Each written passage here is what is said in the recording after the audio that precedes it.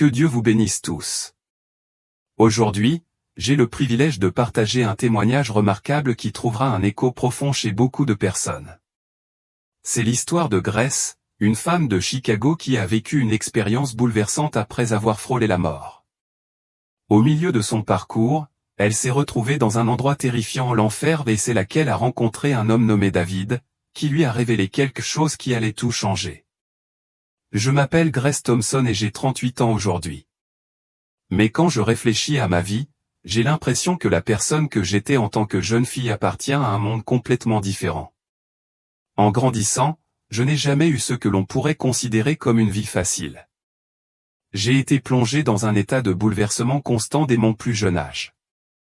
Mes parents ont divorcé alors que j'avais seulement 7 ans et, peu de temps après, ma vie est devenue un flou de transition, passant d'une famille d'accueil à l'autre. J'étais une enfant isolée, aspirant à la stabilité qui semblait toujours hors de portée. Au milieu de cette existence chaotique et solitaire, je suis tombé sur quelque chose qui m'a offert un sentiment de réconfort, la foi. Plus précisément, j'ai rencontré John Wesley. C'est vers l'âge de 13 ans que j'ai découvert ses enseignements pour la première fois. Je n'oublierai jamais ce jour-là. J'étais assise par terre, en train de faire mes devoirs, lorsque ma mère d'accueil, confortablement assise dans son fauteuil préféré, regardait une émission sur ses réunions de réveil. Elle m'a demandé de venir m'asseoir à côté d'elle et d'écouter cela. Je suis vraiment heureux de l'avoir fait. Je me souviens de la façon dont John Wesley parlait. Sa voix avait une présence douce mais imposante, et chaque mot qu'il prononçait avait un poids immense. À cette époque, je ne comprenais pas complètement les subtilités de la foi ou la nature de Dieu. Mais il y avait quelque chose d'indéniable dans son message qui a retenu mon attention. C'était comme si, pour la première fois, je ressentais une étincelle d'espoir. Je n'étais pas juste une autre âme oubliée, peut-être, juste peut-être, j'avais de l'importance. Les paroles de John Wesley ont résonné profondément en moi. Son message de salut a été un baume pour mon cœur blessé. Il a parlé avec tant d'amour de la grâce et de la miséricorde de Dieu, et son portrait de Jésus n'était rien de moins que révolutionnaire. L'idée que le sacrifice de Jésus était destiné à tous, quel que soit leur passé ou leur origine, m'a frappé d'une signification profonde. C'était une bouée de sauvetage, surtout pour quelqu'un comme moi, qui se sentait souvent indigne d'amour ou d'acceptation. En grandissant, j'avais souvent l'impression de n'être à ma place nulle part. Il était facile de croire que je n'étais pas assez bien, que je n'appartiendrais jamais à Dieu. Mais ensuite, il y avait John Wesley, qui me parlait directement d'une manière qui me faisait croire que j'étais digne de l'amour de Dieu. Ces paroles sont devenues mon sanctuaire. Je ne savais pas grand-chose de la théologie ou de la doctrine, mais une chose était sûre, lorsque John Wesley prêchait, j'avais l'impression d'avoir de l'importance aux yeux de Dieu. Au fil des années, l'influence de John Wesley sur ma vie n'a fait que croître. Je me souviens de mon départ pour l'université, où je suis entré dans un monde entièrement nouveau, rempli de défis, de tentations et de distractions. Mais même dans ce territoire inconnu, je me suis accroché à ses enseignements. Ses paroles sur la nécessité de vivre avec intégrité, de chercher Dieu en premier et de rester fidèle à sa foi sont devenues ma lumière directrice. L'université a apporté avec elle son lot de difficultés, la solitude, le stress et des moments de doute sur mon avenir. Mais pendant ces moments sombres, c'est vers la voix de John que je me suis tourné pour trouver du réconfort. Chaque fois que je me sentais au bord du gouffre, je cherchais refuge dans l'un de ses anciens sermons ou je lisais l'un de ses livres. Ces paroles avaient le pouvoir de calmer mon cœur, me rappelant les promesses de Dieu. Dans les moments de profond désespoir, quand j'avais l'impression que mon monde s'écroulait, je pensais aux paroles de John sur l'espoir ou sur la façon dont Jésus offrait la paix, la guérison et le réconfort à quiconque était prêt à les recevoir. C'est dans ces moments-là que j'ai trouvé la force de continuer. Je serai le premier à admettre que je n'étais pas parfait. Loin de là. Mais j'ai vraiment essayé de vivre ma vie d'une manière qui reflétait les enseignements que j'avais appris de John Wesley. Je n'étais pas tout à fait sûr de mon objectif, mais j'étais sûr d'une chose, je voulais avoir un impact positif sur la vie des autres, tout comme John avait fait une différence dans la mienne. Après avoir obtenu mon diplôme universitaire, je suis retourné à Chicago et j'ai commencé à travailler comme assistante sociale. Ma vie n'était pas du tout glamour, mais je trouvais du contentement dans les petits moments du quotidien. Je faisais du bénévolat dans mon église, j'essayais d'être gentil et compatissante envers ceux qui m'entouraient et je soutenais des causes qui correspondaient à mes valeurs. Je n'avais pas grand-chose à donner, mais je croyais profondément au pouvoir des petits actes de gentillesse. John m'avait appris que la vie ne se résumait pas à de grands gestes ou à des réalisations monumentales, mais qu'il s'agissait d'aimer les autres, d'aimer Dieu et d'être fidèle dans les petites choses. Même au milieu des luttes quotidiennes que la vie m'apportait, je tenais fermement à cette vérité. Je savais que le chemin ne serait pas toujours facile, mais j'étais déterminé à le parcourir avec l'amour et la foi que John Wesley m'avait enseigné. Et c'est grâce à cette foi, fondée sur ces enseignements, que je me retrouve ici aujourd'hui, prêt à partager ce témoignage avec vous tous. Mais la vie n'a pas toujours été facile. J'ai eu des difficultés avec mes relations, avec mes finances et avec la recherche de ma propre paix. Il y a eu des moments où je me suis senti complètement perdu, je me suis interrogé sur mon objectif, je me suis demandé si je vivais vraiment la vie que Dieu avait prévue pour moi. Je pensais souvent à John Wesley et à la façon dont, malgré tout son succès, il est resté si humble et constant dans sa foi.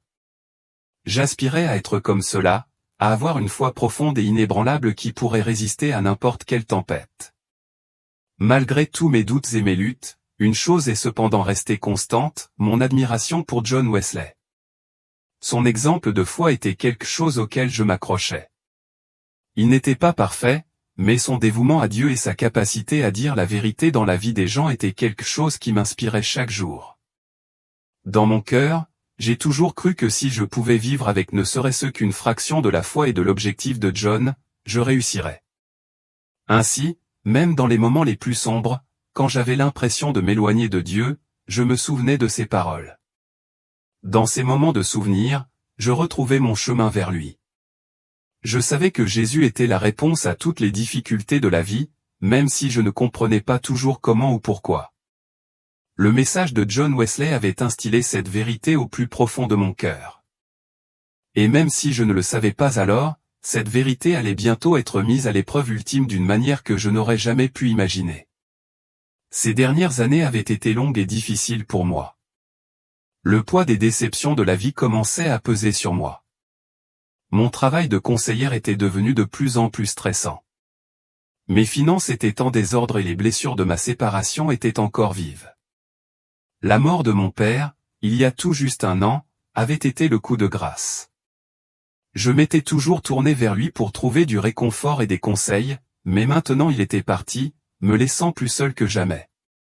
Le chagrin que je portais était devenu étouffant et chaque jour semblait passer dans un flou d'épuisement et de chagrin. J'avais atteint un point où je me sentais comme si je ne pouvais plus continuer. La douleur était trop forte, le poids trop lourd. Un après-midi froid d'hiver, je suis rentré à la maison après une journée de travail particulièrement épuisante. Ma tête palpitait et mon cœur souffrait d'une profonde tristesse dont je ne pouvais me débarrasser. J'avais essayé de prier ce matin-là, demandant à Dieu un peu de paix, mais mes mots semblaient creux, comme s'ils rebondissaient sur le plafond sans jamais atteindre ses oreilles. Je pouvais à peine me retenir et je sentais les larmes menacer de couler alors que je m'effondrais sur mon canapé. Alors que j'étais allongé là, me sentant complètement vaincu, la pièce semblait devenir plus sombre. L'air s'épaississait autour de moi et j'ai soudain ressenti une sensation que je ne peux décrire que comme celle d'être éloigné de tout ce qui m'était familier. Ma vision s'est brouillée et la chaleur familière de ma maison a été remplacée par une froideur qui semblait s'infiltrer dans mon âme même. J'ai essayé de me lever, mais mon corps ne répondait pas. Une sensation de vertige m'a envahi, puis j'ai perdu connaissance. Ce qui s'est passé ensuite, je ne peux le décrire que comme une expérience extracorporelle terrifiante. Je me suis retrouvé dans un endroit totalement étranger et dérangeant. L'air était lourd, chargé d'un sentiment de terreur. Le sol sous mes pieds était fissuré et stérile, et un silence étrange remplissait l'espace. Je ne voyais rien clairement, mais je sentais la présence de quelque chose, une force, sombre et oppressante. C'était comme être piégé dans un cauchemar, incapable de me réveiller. Je sentais un profond sentiment de désespoir m'envahir, comme si j'avais été jeté dans un lieu de désespoir sans issue. Avant que je puisse rassembler mes pensées, 2 silhouettes sombres s'approchèrent de moi. Elles semblaient glisser dans l'air, leurs traits obscurcis, mais leur présence était indéniablement malveillante. Elles ne disaient pas un mot, mais leurs mains se tendaient vers moi, m'entraînant avec elles à travers ce désert désolé. Mes pieds traînaient sur le sol, et à chaque pas, le poids de l'endroit se faisait plus fort contre moi, comme s'il essayait d'écraser ma vie. Les silhouettes m'entraînaient plus profondément dans l'obscurité, loin de tout semblant d'espoir. Je n'avais aucun contrôle sur l'endroit où j'allais, et plus je marchais, plus mon cœur se faisait lourd. L'air devenait étouffant, chaque respiration plus difficile à prendre. Je ressentais une chaleur intense, comme si le sol brûlait sous mes pieds, mais je ne pouvais pas m'échapper. Ce n'était pas un feu que je pouvais voir, mais il était partout, irradiant un tourment invisible. Après ce qui m'a semblé une éternité, nous sommes arrivés à une grande structure menaçante ou une sorte de forteresse. Les murs imposants se dressaient au-dessus de moi, projetant de longues ombres sombres. Les silhouettes m'ont attiré vers l'entrée, où une porte en fer rouillé s'est ouverte en grinçant. Au moment où nous sommes entrés à l'intérieur, la chaleur s'est intensifiée. L'atmosphère était suffocante. Épaissi par l'odeur de fumée et de décomposition, je pouvais entendre de faibles cris ou des gémissements d'agonie, mais ils semblaient lointains, comme s'ils venaient de bien au-delà de cet endroit. Et puis je l'ai vu. John Wesley. L'homme dont les mots m'avaient apporté tant d'espoir, maintenant enchaîné, son corps se tordant d'agonie. Je pouvais à peine en croire mes yeux. Il était là, John Wesley, l'homme dont les enseignements avaient inspiré d'innombrables vies, y compris la mienne. Celui dont les mots m'avaient réconforté dans certains de mes moments les plus sombres. Et pourtant, il était là, coincé dans cet endroit terrifiant, souffrant d'une manière que je pouvais à peine comprendre. Son visage, autrefois empli de la paix de Dieu, était maintenant tordu par la douleur. Ses vêtements étaient en lambeaux, sa confiance autrefois inébranlable remplacée par le désespoir qui semblait résonner à travers les murs mêmes de cette prison. Mon cœur se brisa en admirant ce spectacle. Comment était-ce possible? Comment l'homme que j'avais admiré, l'homme dont les enseignements m'avaient toujours rapproché de Dieu, pouvait-il être ici? Cela n'avait aucun sens. Je ne pouvais pas le comprendre. J'avais l'impression que tout ce en quoi j'avais toujours cru se brisait sous mes yeux. Les silhouettes qui m'avaient guidé jusqu'ici me poussèrent en avant, et je me retrouvai à quelques mètres de lui. Les yeux de John Wesley rencontrèrent les miens. Pendant un bref instant, je me demandais s'il me reconnaissait, mais ensuite, à travers la douleur et l'angoisse, il parla. Sa voix était tendue, lourde de chagrin, mais toujours indubitablement familière. « Emma, dit-il, sa voix tremblante. Tu es ici parce que Dieu voulait que tu sois témoin de cela. Tu es ici pour comprendre la vérité. » J'avais envie de crier, d'exiger une explication, mais aucun mot ne vint. Le choc de le voir dans cet endroit m'a submergé. Et puis, sa voix, tremblante de regret, a continué. « J'avais tort, murmura-t-il. J'ai laissé mon orgueil, mon ambition, mon désir de reconnaissance éclipser le message de la grâce. Je n'ai pas réussi à vivre avec l'humilité à laquelle Dieu nous appelle, et maintenant, me voilà. » Les larmes me montèrent aux yeux. Comment cela pouvait-il être vrai?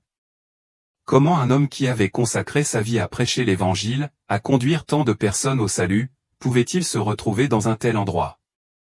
Qu'est-ce qui s'était passé? Que lui était-il arrivé?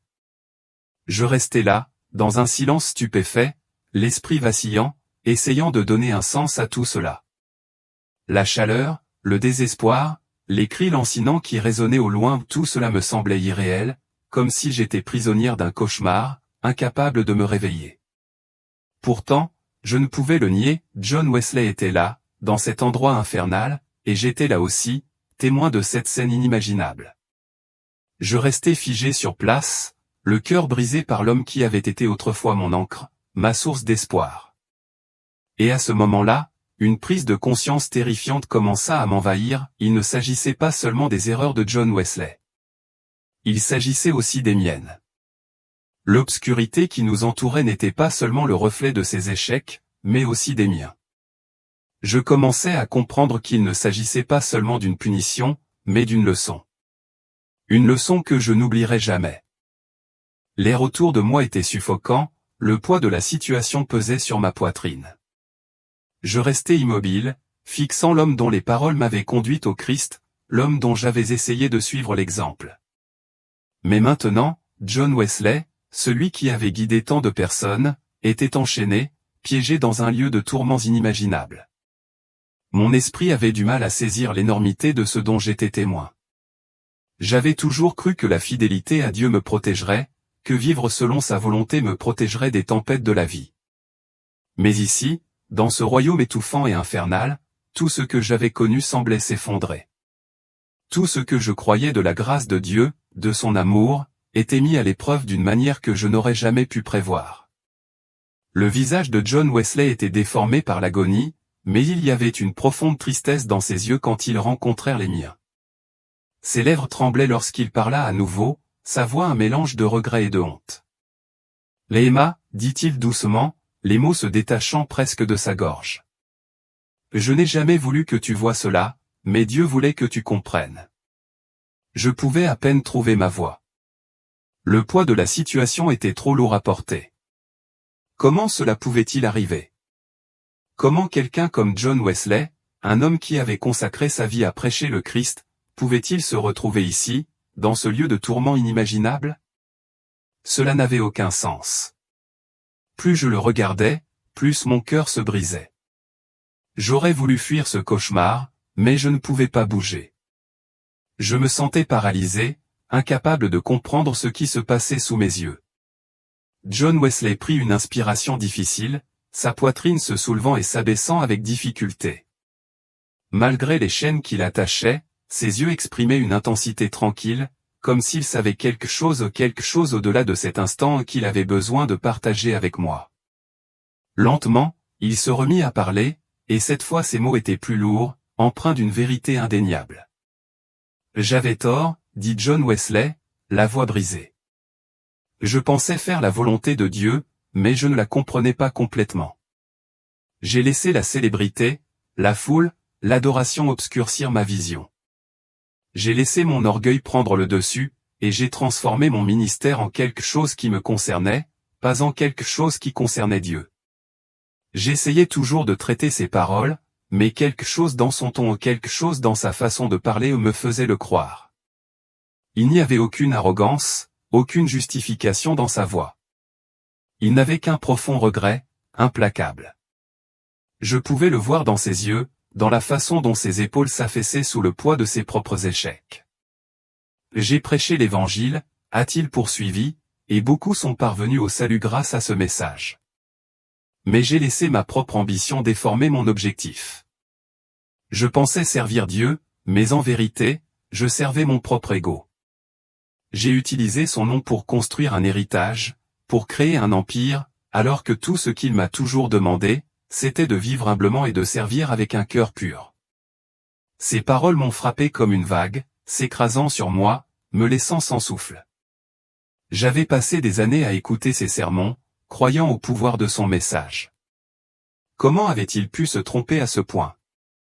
Comment quelqu'un qui avait touché la vie de millions de personnes, quelqu'un qui avait tant donné à la cause du Christ, pouvait-il finir ici, dans les profondeurs de l'enfer? J'avais envie de crier. Je voulais crier que ce n'était pas vrai, qu'il ne méritait pas ça.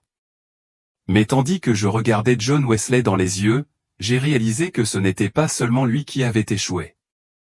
Ce n'était pas seulement son orgueil et ses erreurs qui l'avaient amené là où il était, c'était l'incapacité de chacun d'entre nous à comprendre pleinement la profondeur de la grâce de Dieu, sa miséricorde et l'appel à vivre humblement devant lui.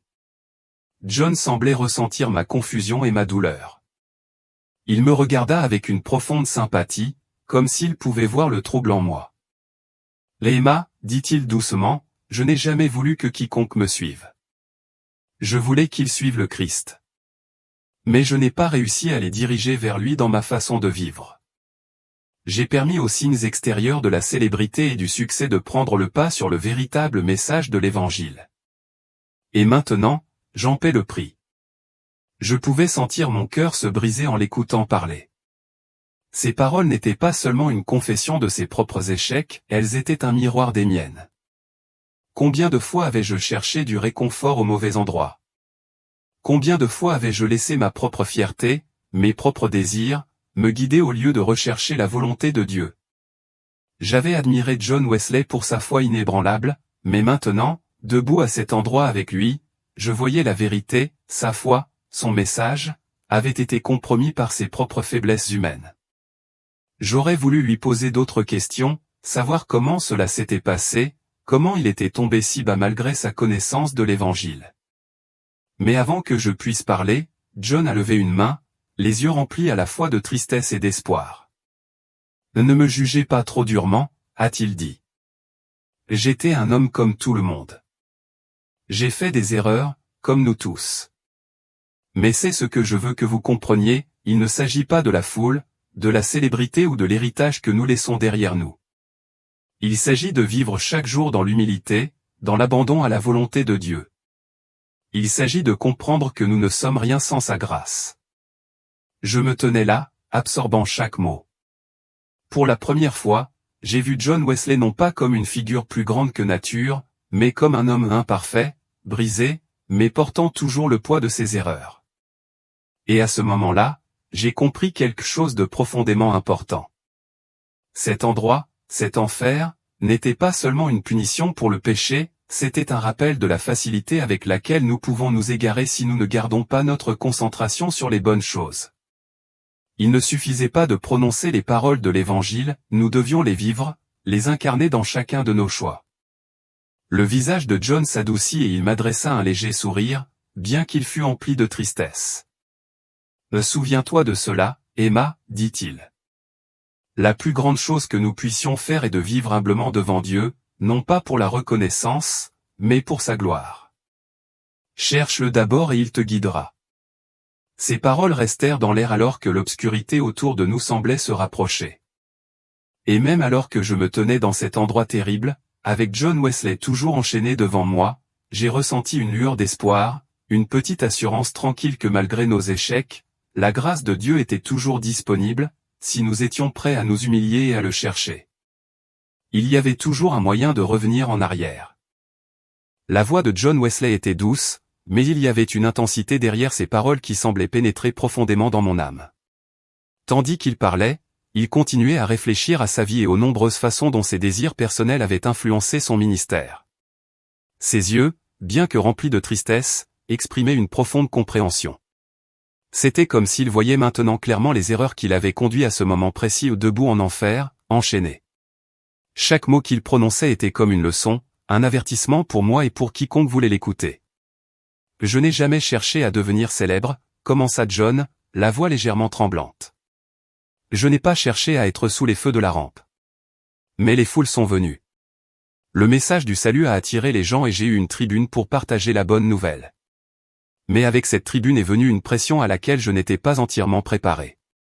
Plus le ministère devenait grand, plus je me concentrais sur la façon de le maintenir.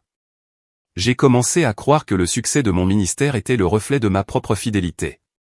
Mais en vérité, c'était plus une question d'ego que d'obéissance. Je ressentais un pincement de culpabilité en l'écoutant. Billy Graham, l'homme que j'admirais depuis si longtemps, admettait les choses mêmes que je craignais en moi-même. J'avais vu à quel point il était facile de se laisser prendre par des mesures externes de réussite, le nombre de personnes assistant à un service religieux, la somme d'argent récoltée pour une cause, la notoriété de son nom. Mais je n'avais jamais envisagé que ces choses puissent égarer quelqu'un. J'avais toujours pensé que la célébrité et le succès étaient des signes de faveur divine. Mais les paroles de Billy ont commencé à remettre en question cette croyance. Je pensais qu'en parlant à des milliers de personnes, en remplissant des stades, je faisais la volonté de Dieu. Mais ce que je n'avais pas réalisé, c'est que j'ai commencé à penser davantage à l'impact que j'avais qu'au véritable message de l'Évangile, a poursuivi Billy.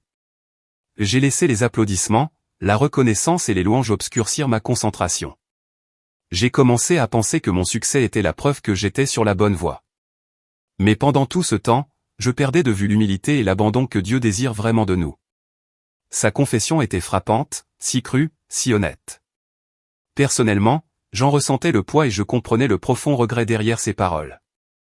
Il ne me parlait pas seulement de ses échecs, il me mettait en garde, me montrant à quel point il était facile de se laisser prendre par les pièges du succès et d'oublier l'essence même de l'Évangile, l'humilité, l'altruisme et l'abandon à la volonté de Dieu.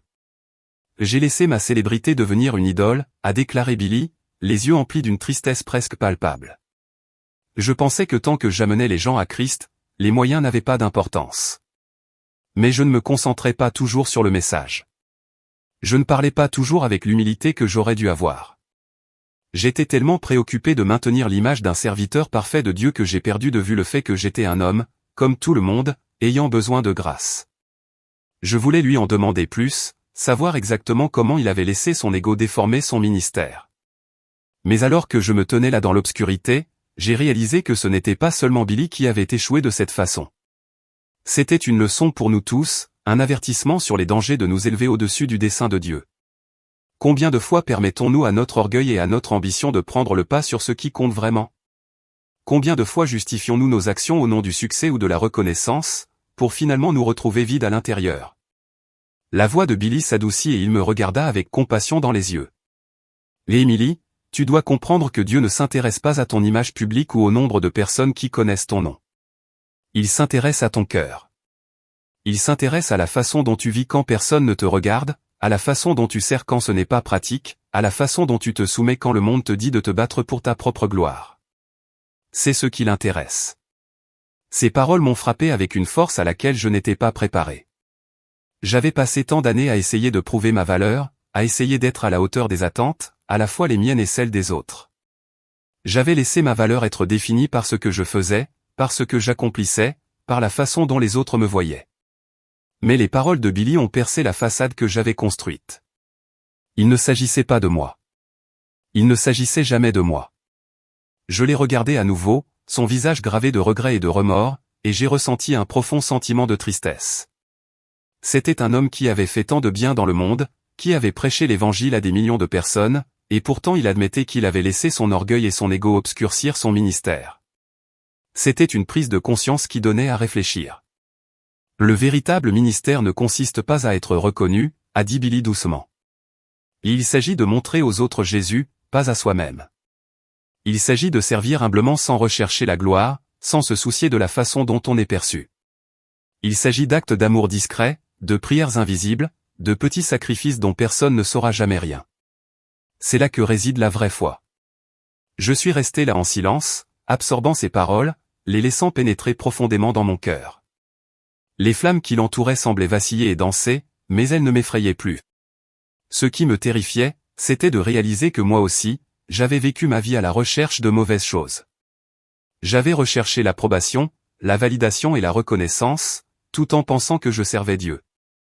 Mais en vérité, j'avais servi mes propres désirs. Et maintenant, debout dans cet endroit, je voyais que la poursuite de la gloire et du succès pouvait facilement devenir une distraction du véritable but de la foi, vivre humblement, servir les autres et glorifier Dieu. Le visage de Billy s'adoucit et pour la première fois, je vis une lueur de paix dans ses yeux. Il semblait accepter son sort avec une compréhension tranquille, sachant que son séjour dans cet endroit était le résultat de ses propres choix, de ses propres faux pas. Mais ces paroles, ces avertissements, resteraient avec moi pour toujours. « Émilie, dit-il, sa voix à peine un murmure maintenant. Ne fais pas les mêmes erreurs que moi. Garde ton cœur humble, sers Dieu avec tout ce que tu as, mais ne recherche pas la reconnaissance. Ne recherche pas la gloire. Ne cherche que lui. » Alors que ces paroles résonnaient dans mes oreilles, l'obscurité autour de nous semblait s'estomper et la chaleur de l'enfer commençait à reculer. La leçon qu'il avait partagée avec moi était claire. La plus grande vocation dans la vie n'était pas d'être vu, mais de servir dans une obéissance silencieuse, vivre humblement devant Dieu et montrer aux autres ce qu'il voulait. Les paroles de Billy Graham ont continué à résonner dans mon cœur alors qu'il commençait à réfléchir encore plus profondément à sa vie, à son ministère et à l'héritage qu'il avait construit. Les flammes vacillaient autour de nous, mais elles ne semblaient plus aussi menaçantes. Au contraire, elles semblaient fournir la toile de fond de cette profonde conversation. Alors que je me tenais là à l'écouter, je ne pouvais m'empêcher de ressentir le poids de ces réflexions et j'ai compris, peut-être pour la première fois, la vraie nature de la foi. Il y a quelque chose que je n'avais jamais pleinement saisi jusqu'à présent. « Émilie, a dit Billy, sa voix douce mais ferme. Les plus grands moments de ma vie n'ont pas été les grands réveils dans les stades ou les milliers de personnes qui se sont présentées pour accepter le Christ. Ce n'était pas dans les louanges, les éloges, ni même dans les contrats de livres. Non, les plus grands moments de mon ministère ont été les moments de silence. Les moments, les prières invisibles, les conversations privées, les petits actes de foi où c'est là que le véritable ministère a eu lieu. Je l'ai observé attentivement pendant qu'il parlait, son visage illuminé par la lumière vacillante des flammes qui nous entouraient. Il y avait une humilité dans son ton, quelque chose qui contredisait l'homme que j'avais vu à la télévision pendant des années. Le Billy Graham que j'avais admiré était toujours si raffiné, si confiant dans sa prédication, et maintenant, dans cet endroit sombre, je voyais l'homme derrière la personnalité publique, vulnérable, réfléchi et profondément repentant. Sa compréhension de l'Évangile était bien plus profonde que je ne l'avais jamais imaginé. Les gens se souviennent des grands moments, a-t-il poursuivi, mais ils ne réalisent pas souvent que ce sont les moments calmes qui comptent le plus. Quand vous prenez le temps d'écouter quelqu'un, de lui montrer de l'amour quand personne d'autre ne le fera, de servir sans rien attendre en retour, c'est là que se trouve le cœur du ministère. Je repensais à ma propre vie. Combien de fois avais-je recherché la reconnaissance pour mes bonnes actions? Combien de fois avais-je essayé de prouver ma valeur en faisant quelque chose de spectaculaire, dans l'espoir d'être remarqué, d'être apprécié? J'avais passé une grande partie de ma vie à rechercher la validation des autres, pensant que plus j'accomplissais ou plus j'étais vu, plus j'avais de la valeur.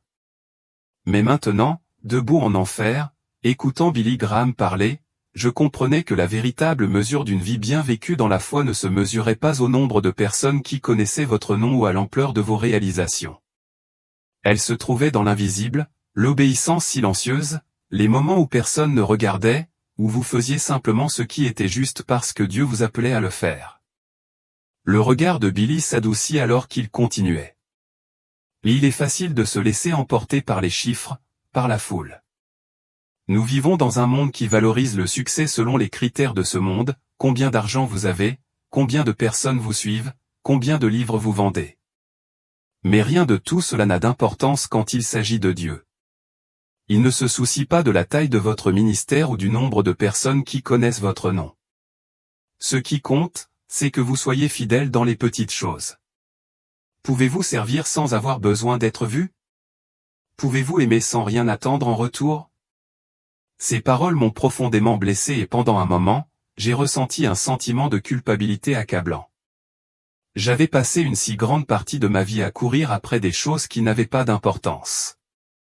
J'avais essayé de combler le vide en moi par la reconnaissance, par l'approbation des autres, par l'illusion du succès. Mais maintenant, alors que Billy Graham parlait, je voyais la futilité de tout cela.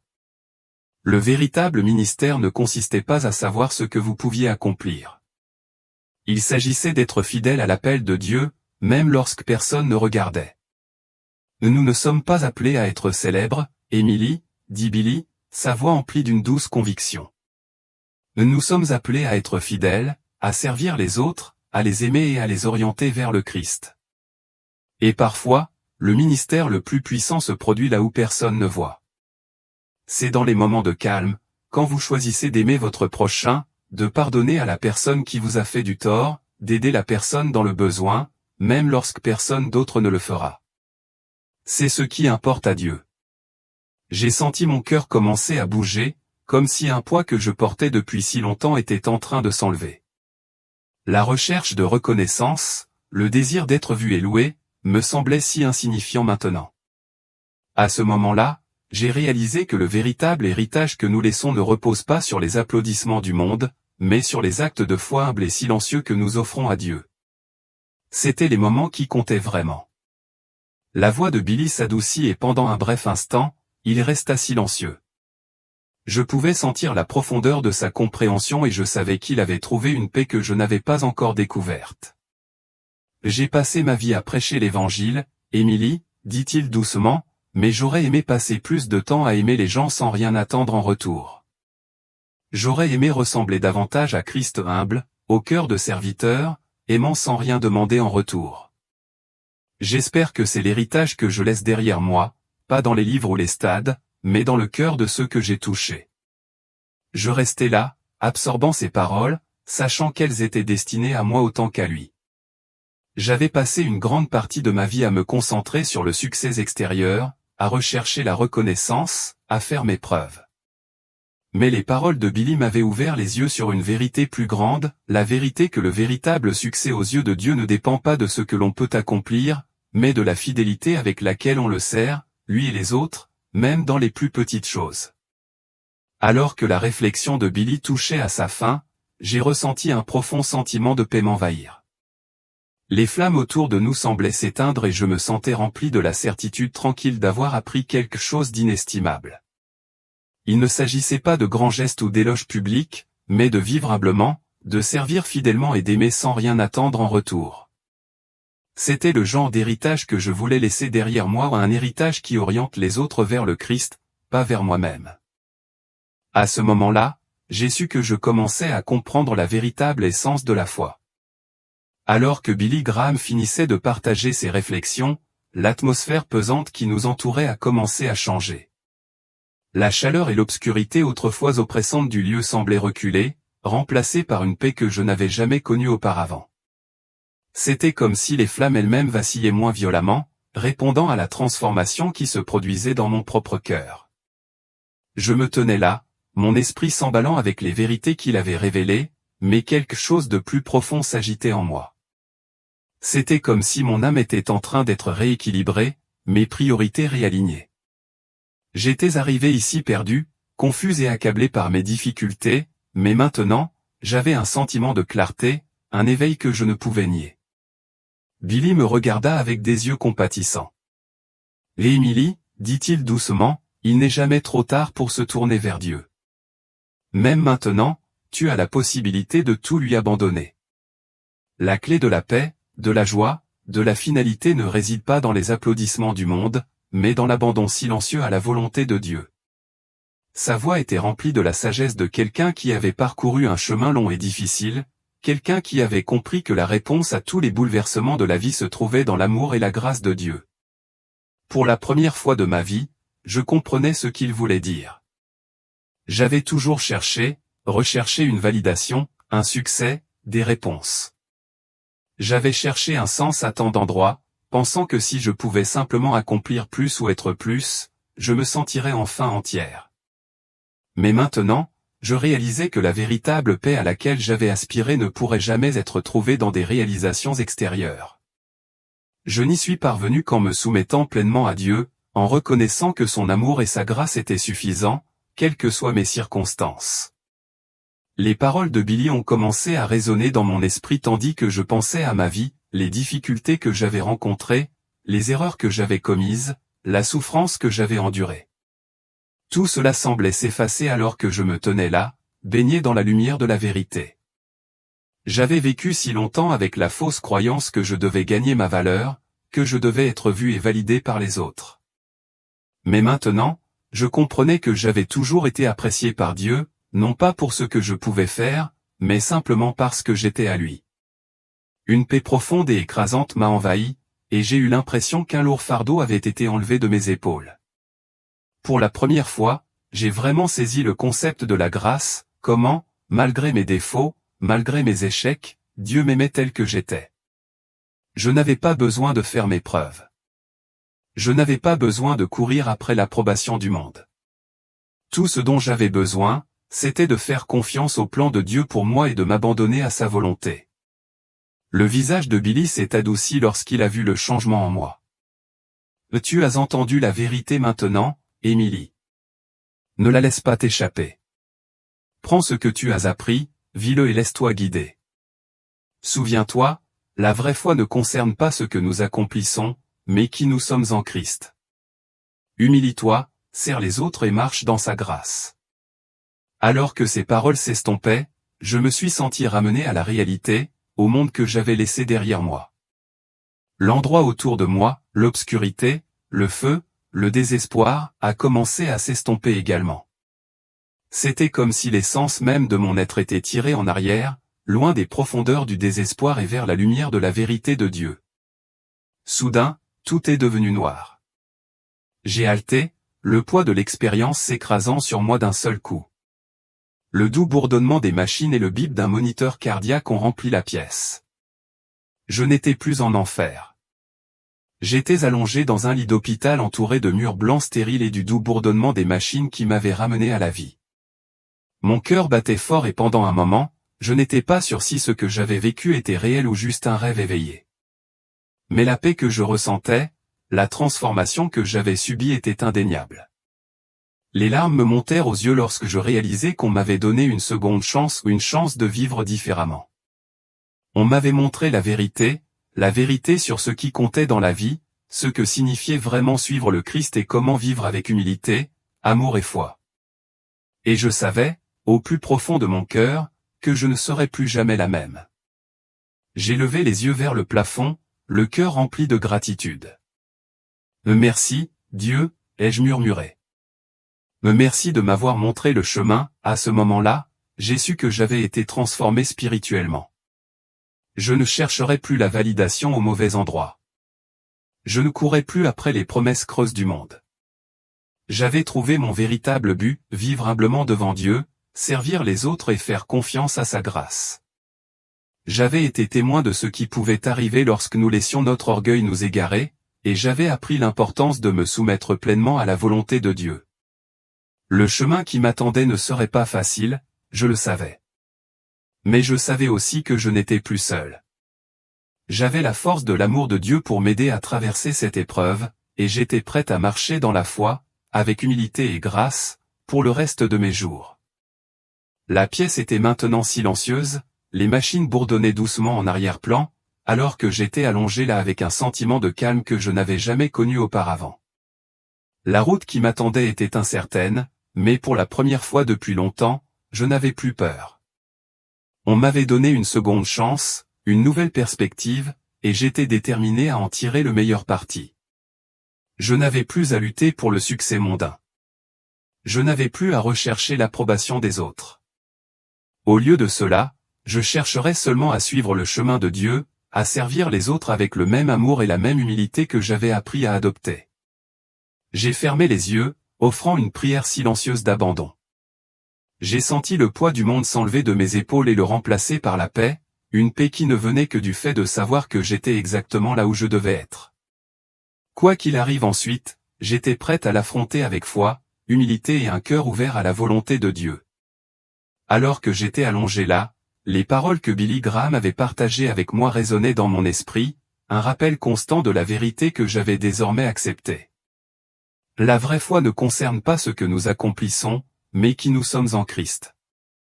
Ces paroles allaient me guider dans les jours à venir et je savais qu'avec l'aide de Dieu, je ne perdrais jamais de vue le chemin que je suivais maintenant. Pour la première fois de ma vie, je me sentais entière, non pas à cause de ce que j'avais fait ou pouvais faire, mais parce que j'avais compris la profondeur de l'amour et de la grâce de Dieu. Et cela, je le savais, était suffisant.